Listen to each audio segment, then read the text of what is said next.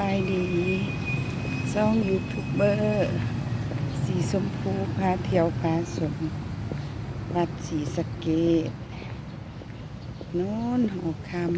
ำอันนี้เป็นเลนยางต้นดอกจำป่าเด้อทานผู้ชมสวยสดงดงามมีนักท่องเที่ยวมาเที่ยวชมงามหลายทานผู้ชมกำลังเลิกมาแต่ประชุมทายให้ทานผู้ชมเบิ่ง